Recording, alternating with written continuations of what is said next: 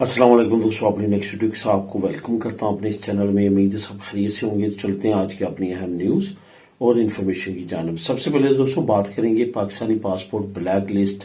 ताज़ा तरीन कुछ अपडेट्स हैं वो आप लोगों के साथ शेयर करूंगा। इसके साथ साथ काफ़ी दोस्तों के कमेंट्स इसके हल के बारे में भी है। दोस्तों जो मैंने कल वीडियो आप लोगों के साथ शेयर की थी उसके नीचे मैंने दो आप लोगों के साथ ईमेल एड्रेस शेयर किए थे, आप उनको भी इस्तेमाल कर सकते हैं। लेकिन इसके साथ साथ एक और बेहतरीन हाल है जो आप लोगों के साथ शेयर करूंगा, जिससे आपको फाइनेंशियली लॉस भी नहीं होगा और आप इस प्रॉब्लम से भी निकल जाएंगे।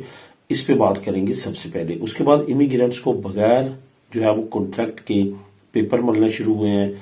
ये किन की किस्मत जो है वो खुली है और किन के लिए ये स्पेशल प्रोग्राम लॉन्च किया गया है।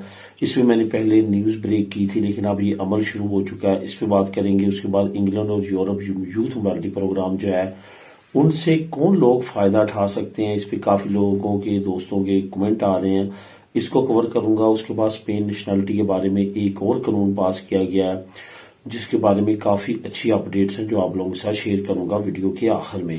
तो दोस्तों सबसे पहले तो आपको बताता चलूं कि आपको जो लिंक्स हैं वो कौन कौन से मिलेंगे। एक तो आपको ये बताता चलूं कि इमिग्रेंट्स को बगैर जो कॉन्ट्रैक्ट पे पेपर मिलना शुरू हुए हैं इसका लिंक मिलेगा। उसके बाद स्पेन नेशनलिटी के बारे में एक जो नया कानून पास किया गया इसका लिंक आपको मिलेगा। ये दोनों जो लिंक हैं ये आपको बिल तरतीब मिल जाएंगे, आप इन दोनों को क्लिक करके खुद भी रीड कर सकेंगे। तो दोस्तों सबसे पहले तो बात करते हैं कि पाकिस्तानी पासपोर्ट ब्लैक लिस्ट के बारे में अपडेट। इससे पहले तमाम दोस्तों को ये कहना चाहूंगा जो इस चैनल पे नए हैं या जिन्होंने अभी तक इस चैनल को सब्सक्राइब नहीं किया, लाजमी तौर पे चैनल को सब्सक्राइब करें ताकि मजीद वीडियोस बर वक्त आप तक पहुंच सकें। दोस्तों पाकिस्तानी पासपोर्ट्स को कैंसिल कर दिया गया, ब्लैक लिस्ट में डाल दिया गया। इस तरह की कुछ ऐसी एक्टिविटीज की गई हैं जिससे ओवरसीज पाकिस्तानी काफी ज्यादा परेशान है, खासतौर पे उन कंट्रीज के ओवरसीज पाकिस्तानी जो कि अमूमन तौर पे डंकी लगा के पहुंचे हैं, क्योंकि यूरोप का रास्ता आसान नहीं है। लीगल आना जो है वो हर एक के बस की बात नहीं है। इस वजह से 90% अगर आप पॉपुलेशन यूरोप में देखेंगे तो वो इसी तरह से आई है, मुख्तलिफ तरीकों के साथ उन्होंने जो है वो एंट्री ली है यूरोप की। अब यहाँ पे क्वेश्चन ये आता है कि ये तो साल डेकेड्स हो चुके हैं कि डंकी के जरिए लोग आ रहे हैं, क्या तमाम लोगों के जो है वो पासपोर्ट जो है वो कैंसिल या ब्लैक लिस्ट में डाले जा रहे हैं। तो यहाँ पे आपको बताता चलूं, एक तो बहुत सारे दोस्तों को ये कंफ्यूजन है कि कैंसिल मेरा पासपोर्ट हो गया, हालांकि कैंसिल होना और चीज है और जो ब्लैक लिस्ट होना और चीज है। ब्लैक लिस्ट आप इसी तरह समझ लें कि आपके पासपोर्ट को फिलहाल जो है उन्होंने जो है वो स्टक कर दिया, आप उसका इस्तेमाल नहीं कर सकते, बॉर्डर्स को क्रॉस नहीं कर सकते।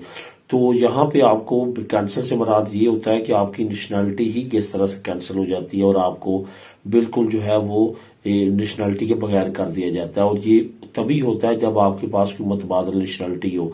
एक नेशनलिटी अगर आपके पास है तो वो आपका होम कंट्री भी उसको कैंसिल नहीं कर सकता, क्योंकि यूएनओ कानून की आप खिलाफ वर्जी वो कंट्री करती है अगर आपने शहरी को जो है वो किसी मुल्क का, फिर क्योंकि उसके बाद आप शहरी नहीं रहते दुनिया की किसी मुल्क के भी, तो ऐसा मुमकिन नहीं होता। इस वजह से ऐसा नहीं होता। अगर आपके पास डुअल है तो फिर तो ऐसा मुमालक कर लेते हैं, लेकिन अगर नहीं हो तो ऐसा नहीं होता। तो इस तरह से पाकिस्तानी पासपोर्ट जो ब्लैक लिस्ट में डाले हैं उनको स्टक किया गया, ब्लैक लिस्ट किया गया, उसको कैंसिल नहीं किया गया। उसके बाद जो ताज़ा तरीन अपडेट्स हैं उसमें आपको सबसे पहले तो ये बताता चलूं कि जो 2017 है, 2017 के बाद जितने लोगों को किसी न किसी तरह से प्रॉब्लम आई है जिसमें उन्होंने कोई ढंकी लगाई है, वहां से डिपोर्ट हुए हैं, वो कि फ्रॉड में इस तरह के इमिग्रेशन फ्रॉड में पकड़े गए हैं, तो इस तरह का कोई भी मामला हुआ उनके साथ, किसी भी मुल्क से डिपोर्ट हुए हैं इस मामले में किसी में भी, तो वो उनको ऑटोमेटिकली जो है वो ब्लैक लिस्ट में डाल दिया गया। लेकिन 2017 से पहले जो लोग आए हैं, जो कि काफी मुझे भी कमेंट रिसीव हुए हैं, उनको जो है वो ब्लैक लिस्ट में नहीं डाला गया। अगर किसी को उससे पहले वाली डेट में भी डाला गया तो लाजमी तौर पे वो भी कमेंट करे, क्योंकि ऐसा बिल्कुल भी उन्होंने रूल एंड रेगुलेशन के मुताबिक ये तमाम काम किया और उसके मुताबिक कहा है कि हमने 2017 के बाद जितने लोग हैं उनको ब्लैक लिस्ट में डाला है। असल में यहाँ पे बहुत सारे लोग ये भी परेशान हैं कि अब क्या होगा। ये सारे मामला जो हैं ये वक्ती हैं, जैसे पहले काफी प्रॉब्लम्स इस तरह की हुकूमतों की तरफ से आई हैं, आपको बाखूबी जानते हैं। कभी स्पेन की तरफ से भी ऐसा ला आता है, कभी किसी और मुल्क की तरफ से आता है, और वहां पे जो ओवरसीज पाकिस्तानी होते हैं या इमिग्रेंट्स होते हैं वो परेशान होते हैं। इसी तरह से अब ये भी एक तरह का انہوں نے یورپین کنٹریز کے پریشر پہ آگے، کیونکہ آپ کو پتا ہے کہ پے در پہ 3-4 مہینوں میں بہت زیادہ پاکستانی جانیں جو ہے وہ ضائع ہوئی ہیں سمندری راستے سے یورپ میں انٹر ہوتے ہوئے. تو اس وجہ سے ایک تو ان کا بہت زیادہ پریشر جو ہے بلٹ ہو چکا ہے. اس کے ساتھ ساتھ آپ کو یہ بھی یاد رکھنا چاہیے کہ یورپی ممالک میں بھی اب اکثریت ممالک میں رائٹ ونگز پارٹی کی حکومتیں آ چکی ہیں. ابھی ریسنٹلی جرمنی رہتا تھا، جرمنی میں بھی رائٹ ونگز پارٹی کی جو پارٹیز ہیں ملک کی، انہوں نے بھاری اکثریت حاصل کی ہے. تو آلریڈی پرتگال آپ دیکھ لیں رائٹ ونگ آ چکی ہے، اٹلی رائٹ ونگز آ چکی ہے، فرانس پہلے ہی رائٹ ونگز نظریات رکھنے والی پارٹی ہے، جرمنی میں اب الیکشن میں آ چکی ہے، آسٹریا میں آ چکی ہے، ہالینڈ میں آپ کو پتا ہے کہ بہت کٹر قسم کی رائٹ ونگ پارٹی آ چکی ہے جو امیگرینٹس کو بالکل پسند نہیں کرتی. تو اس طرح کے معاملات جو ہے تمام یورپی ممالک میں چل رہے ہیں، اور امریکہ کو تو آپ کو پتا چل چکا ہوگا، وہاں پہ بھی ٹرمپ آ چکا ہے. تو اس وجہ سے بہت زیادہ پریشر بلٹ ہو رہا ہے الیگل امیگرینٹس کو لے کے. تو ان کو سیٹسفائی کرنے کے لیے بھی پاکستان نے یہ قدم اٹھایا. اب اس کے حل کے بارے میں آپ کو بتاتا چلوں. اگر آپ ایف آئی اے کو اپروچ نہیں کرنا چاہتے، آپ کو کنفرم ہو چکا ہے کہ آپ کا پاسپورٹ بلیک لسٹ میں ڈل گیا ہے، تو اس کا بیسٹ حل جو ہے وہ کورٹ سسٹم ہے. یعنی کہ آپ عدالتی نظام کو استعمال میں لائیں. ہائی کورٹ میں جو ہے وہ آپ ریٹ دائر کر سکتے ہیں اپنے پاسپورٹ کی بلیک لسٹ کو ختم کرنے کے لیے. تو اس سے بھی آپ جو ہے وہ اپنے پاسپورٹ کو دوبارہ سے ایکٹیو کروا سکتے ہیں. تو یہ طریقہ جو ہے وہ سب سے بیسٹ لوگوں نے پہلے جب ان کے ساتھ اس طرح کے معاملے ہوئے تو یہ استعمال کیا ہے. اور میں یہی ریکمینڈ کروں گا کہ اب بھی اگر آپ کو خدا نخواستہ اس طرح کا مسئلہ ہے تو اسی طریقے کو آپ استعمال کریں.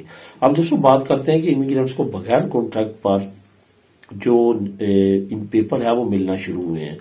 یہ اصل میں نے آپ لوگوں کے ساتھ ایک نیوز شیئر کی تھی جس کا بھی تسلسل ہے، اور ابھی اس کے بارے میں اتھینٹک کام شروع ہو چکا ہے. کچھ لوگوں نے جنہوں نے شروع میں پیپر اس میں امپلیمنٹ کیے تھے، سبمٹ کیے تھے، ان کو ملنا شروع ہو چکے ہیں.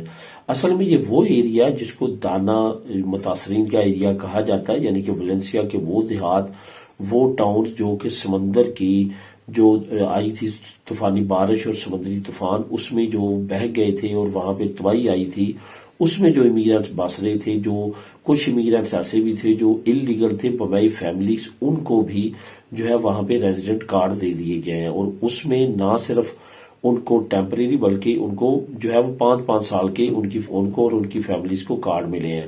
تو یہاں پہ نہ ان سے کوئی کانٹریکٹ لیا گیا ہے، کوئی نہیں، صرف ان کو اسی بنا پہ کہ انسانی ہمدردی کی بنا پہ کہ آپ اس متاثرین علاقے میں تھے، تو یہاں پہ آپ کو رہنے کی وجہ سے آپ نے جو پرابلم جھیلی ہے اس کے عوض آپ کو یہ پیپر دیے جاتے ہیں. یہ یاد رکھیں کہ اٹارنی جنرل جو ہے وہ انہوں نے یہ فرمائش اور سفارش کی تھی حکومت سے کہ جو امیگرینٹس ہیں یہاں پہ ان کو لیگل کیا جائے، تاکہ یہ جو علاقہ تباہ حال ہوا اس میں یہ امیگرینٹس اپنا بھرپور جو ہے وہ کنٹریبیوشن دے سکیں، تاکہ اس کو دوبارہ سے بلڈ کیا جا سکے، اس کی کلیننگ کی جا سکے.